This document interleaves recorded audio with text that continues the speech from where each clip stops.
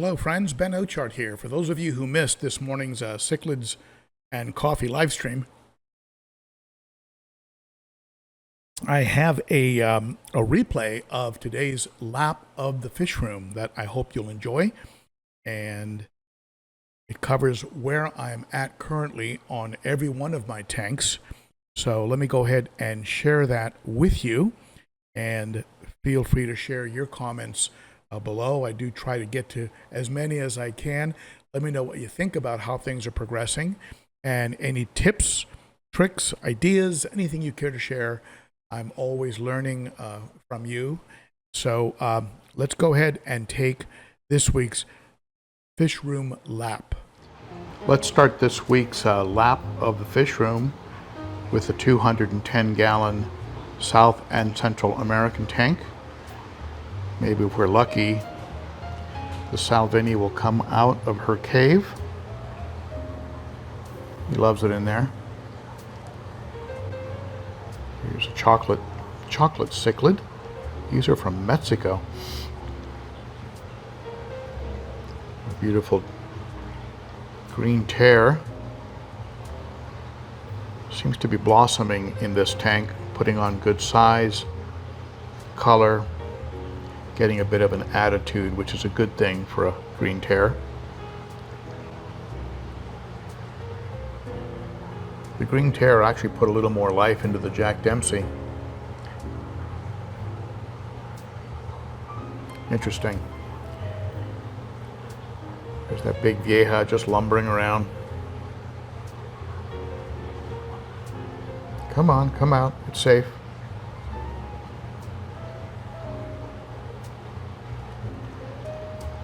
Got two of these chocolates in here. Really love the way they sort of change color depending on, oh, there she is. They change color depending on what mood they're in. There's the other one behind the Oscar.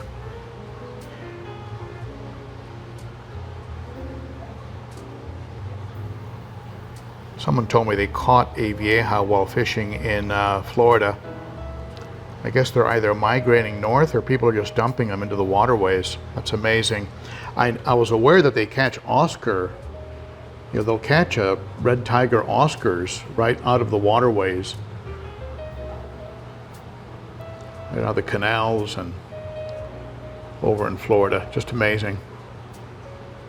Now the Oscars, I'm pretty sure people just dumped them in the local water when they became too big for their 10-gallon aquarium. There's the fire mouth, looking good. There's the little Nicaragua taking a break from her standoffs with the fire mouth.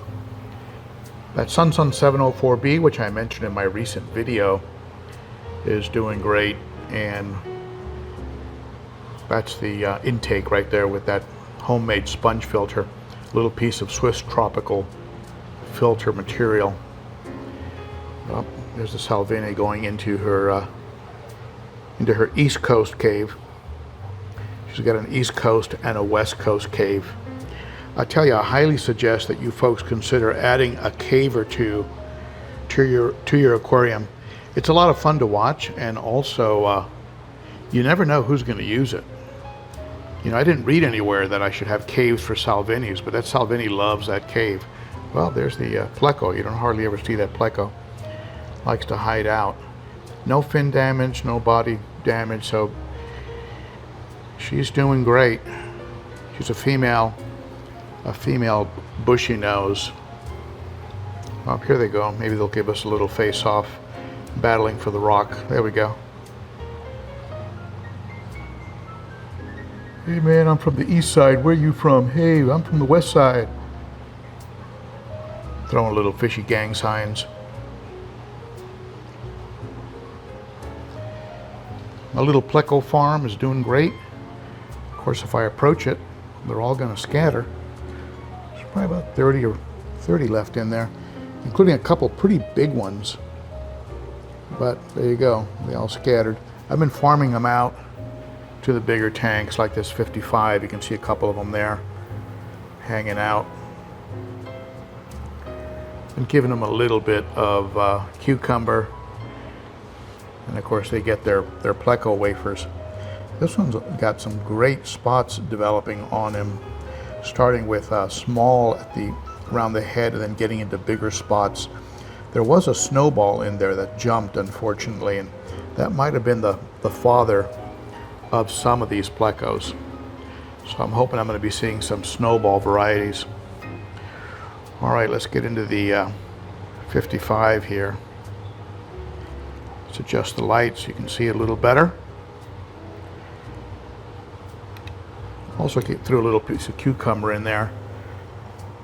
Plecos like it, snails like it. Of course the Cories eat everything, so I got a little albino in there. You see all the neon tetras are doing great.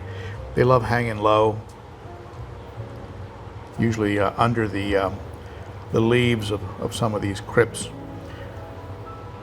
They like the cover, they like to be under cover.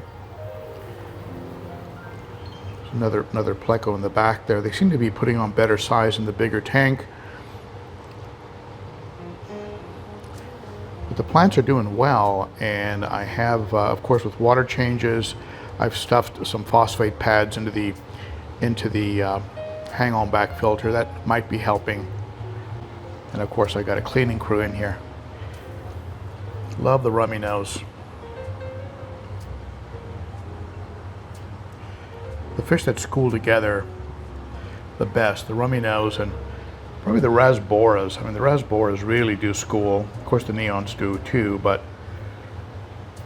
they're just great at schooling together. The Buenos Aires tetras will hang together a little bit, but for the most part, they all kind of go their own way. The Buenos Aires tetras did destroy these plants I bought and put in, kind of like a plant experiment. So I've got to decide whether I'm going to keep Buenos Aires tetras or get rid of them, or just keep plants that they will not destroy. Find out which those are through sort of a hit and miss process. The black algae seems to be going back a little bit. As you know, I've got an experiment going on over here with some autos. Love these little autos. Really cute. There's 4 of them in here. I've also got some cucumber and some algae wafers. I got stuff in here just to make sure they don't starve.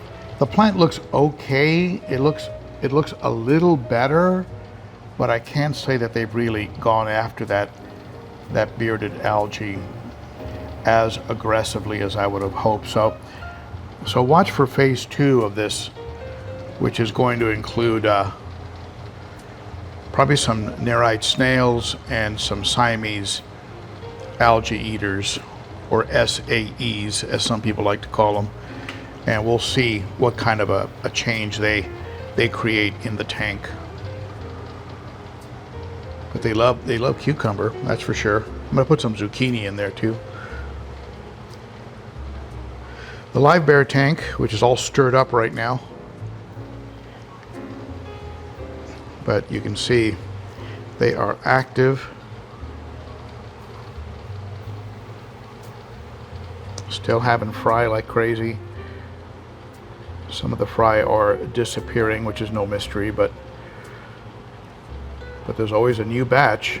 If you look at the tummies of the females, there's always a new batch. This one's carrying a wafer, piece of a algae wafer that I put in for the Plecos. There's a cucumber that got completely eaten by that pagoda snail. He just took control of it, didn't let go.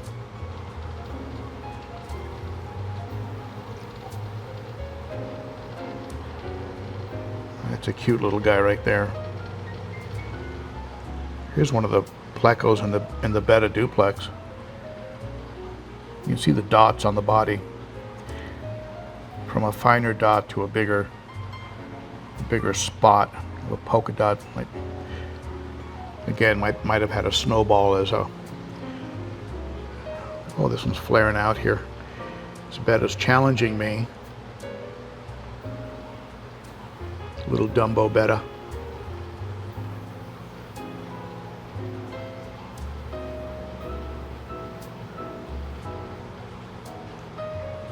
Oh yeah, you're a tough guy.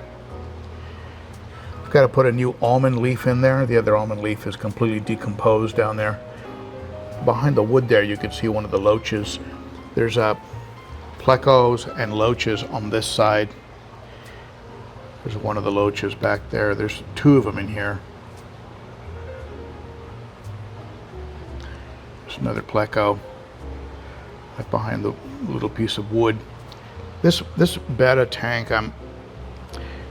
as time goes on, I get a little bit more comfortable and experienced with Betta. It's almost like the less you do, the better with the with the Betta tank. It seems like I've had problems immediately after messing with it. So I'm going to be like just letting it season, adding more of the almond leaves, and not really messing with it much.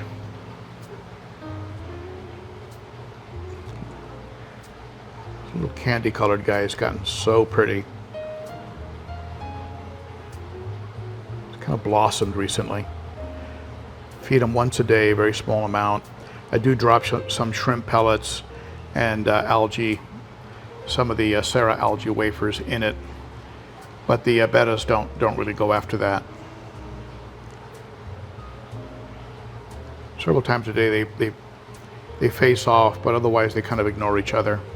And I've heard from several Betta keepers that it's kind of healthy for them to do that. Keeps them stimulated.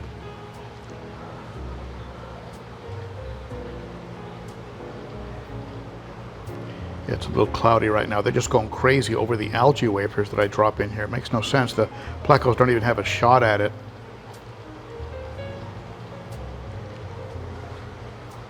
But I do want to keep them well fed so they don't eat the fry. Here's the 90-gallon rimless. Just like this 20-gallon rimless right here, it's a product from Glass Cages here in Nashville. Actually in Dixon, just north of me by 20 minutes. But this tank is doing well. I swapped out this plant in the back corner, and the other one had gotten pretty brown, so rather than have to clean it, I just pull it out, put it in a bucket with a little bit of bleach. The geos are getting very, very big. So is the AQQA. The small silver dollars are putting on some nice size. Everybody's thriving in here.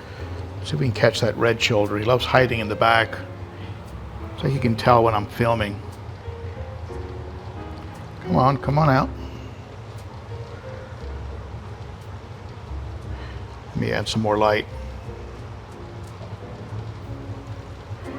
See him right there. He's a good size. He intimidates the red-spotted gold severum.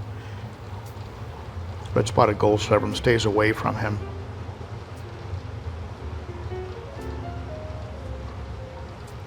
For filming purposes, it would be better to have more light on the aquarium, but these fish love to have a place to just sort of hang back and chill. That's a little bit less lit.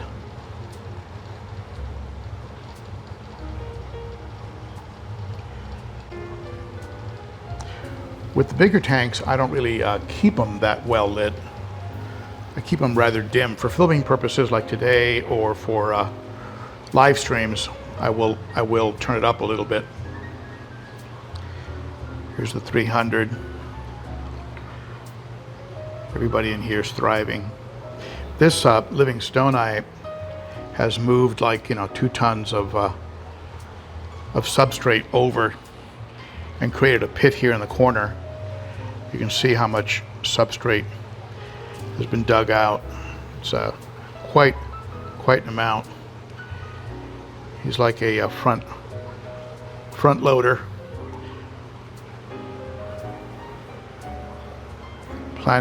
He thinks I'm going to be adding a female at some point.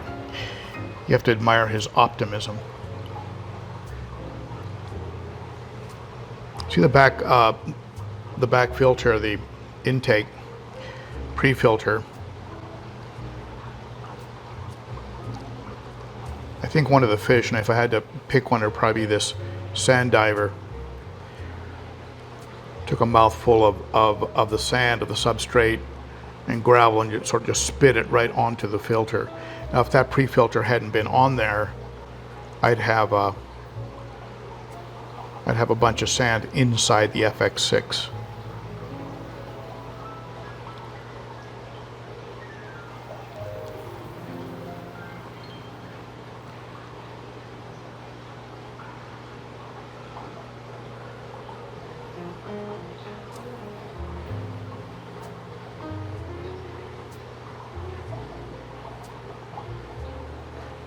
Hawk is looking spectacular. Trout continues to be the very dominant, even though the living stone eye, when he started building that pit, became more or less the tank boss. This eye biter is surprisingly mellow. He went through a little period where he was asserting himself, but he's kind of chilled out since then.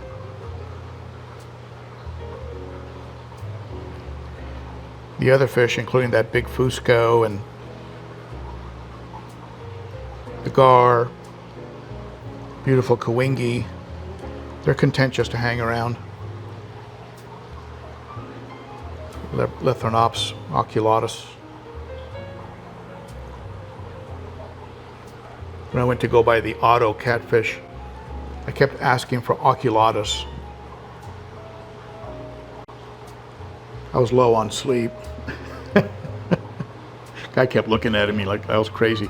You mean autos? Yeah, autos. Those oculatus catfish. All right, that's the lap of the fish room.